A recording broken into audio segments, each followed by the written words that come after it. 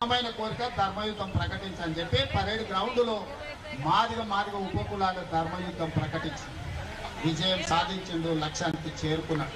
ఇవాళ మా మిత్రులకు అందరికీ నేను ఒకటే మాట చెప్పదలుచుకున్నా. ఇవాళ చెబితే విన్నరా? సరే విననప్పుడు మన బలమేందో చూపించాలి. మన ధర్మమైన కోరిక కోసం మా బలైన వర్గాలు ధర్మ యుద్ధం ప్రకటించండి. మీకు అండగా నిలబడతా, మీకు తోడుగా ఉంటా. ఇక ఢిల్లీ కొట్టుడు కాదు,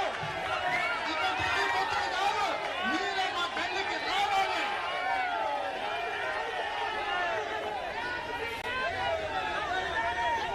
నరేంద్ర మోడీ గారు వినండి. ఇక రాము ఢిల్లీకి, మీరే మా గల్లీలకు రావాలి. మా ధర్మమైన కోరిక కోసం ఈ రోజు ఇక్కడికి వచ్చినాం. సంధిలో భాగంగానే మీ దగ్గరకు వచ్చి మీ విజ్ఞప్తి చేసినాం. కురుక్షేత్రంలో ఆనాడు కృష్ణుడు చెప్పిండు, సయోధ్య కుదుర్చుకుందాం, 5 గ్రామాలు ఇయ్యమని. కానీ దుర్యోధనుడు వినలేదు, విర్ర వీగిండు. చివరికి కురుక్షేత్రంలో ఏం జరిగిందో మీరు చూసింది. ఇవాళ కూడా మా తెలంగాణ రాష్ట్రంలో మాకు అనుమతి ఇచ్చండి. మా బలైన వర్గాలకు 42% రిజర్వేషన్ మేము ఇచ్చుకుంటామని మేము అడుగుతున్నాం. సయోధ్యలో భాగంగానే నరేంద్ర మోడీ గారికి ఈనాడు అస్థినకు వచ్చి మేము విజ్ఞప్తి చేస్తున్నాం. ఇక మళ్ళీ విజ్ఞప్తులు తీసుకొని మళ్ళీ అస్థినకు రాం. మీరు ఎట్లా గల్లీలకు వస్తారో చూస్తాం. తొందరలోనే మా బలైన వర్గాల సోదరులకు, మా బహుజన సోదరులకు నేను విజ్ఞప్తి చేస్తున్నా. అదే పరేడ్ గ్రౌండ్ లో ధర్మ యుద్ధం ప్రకటించండి. 10 లక్షల మందితో మన బలమేందో చూపిద్దాం.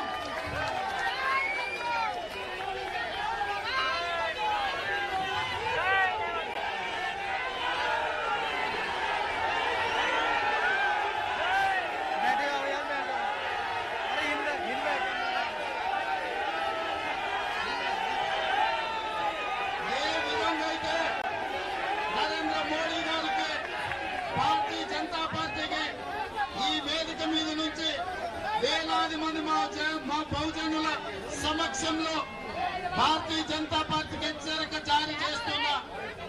మీరు గద్దె దిగాలి, గ్రామాలలో మీ గద్దెలు కూలాలి. ఇదే మా నినాదం. అయితే మా 42% మా బలైన వర్గాల రిజర్వేషన్లు అమలు చేయడానికి అనుమతి ఇవ్వాలి.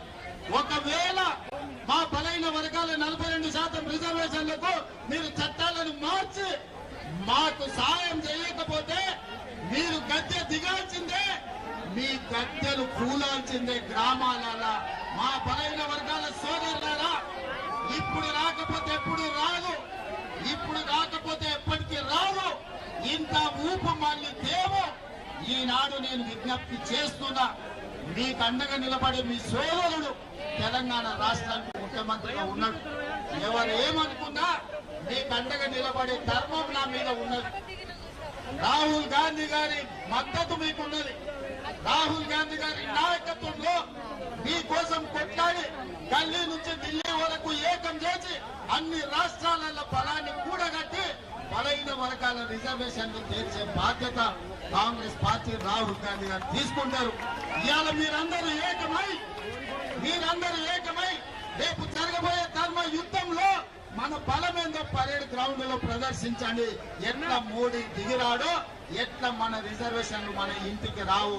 ఒకవేళ అది రాకపోతే ఎర్ర కోట మీదనే మనమే జెండా ఎగరేసుకుందాం. సోదరులారా, ఇవాళ బలైన వర్గాల గొంతు బలహీనం అనుకోకు. మేము గౌరవంగా ఉన్నాం, మీ గౌరవం ఇచ్చినాం. అందుకే ఇవాళ జంతర్ మంతర్కు వచ్చినాం. మమ్మల్ని తక్కువ అంచనా వేస్తే ఎర్రకోట మీద జెండా ఎట్లా ఎగరేసుకోవాలో మా సోదరులందరికీ తెలుసు. మేమందరం కలిసి ఎర్రకోట మీద జెండా ఎగరేస్తాం, మా రిజర్వేషన్లను సాధించుకుంటామని తెలియజేస్తూ ఇక్కడికి విచ్చేసిన వేలాది మంది మా బహుజనులకు అందరికీ ధన్యవాదాలు తెలియజేస్తూ సెలవు తీసుకుంటున్న మిత్రులారా. అన్నగారికి ఎక్కువ దయచేసి ఎవరు ఎక్కువ బాబు అవే రావద్దా వద్దు. మన భవన్ ఆగం, ఇది వేదిక మంచి లేదు. ఈరోజు ఒక నిమిషం ఆగవే.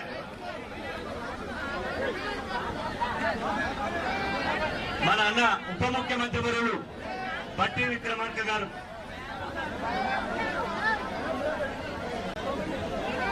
ఇప్పుడు సాంఘీభావంగా మన ఉప ముఖ్యమంత్రి మరియు బట్టి అన్న గారు మాట్లాడతారు.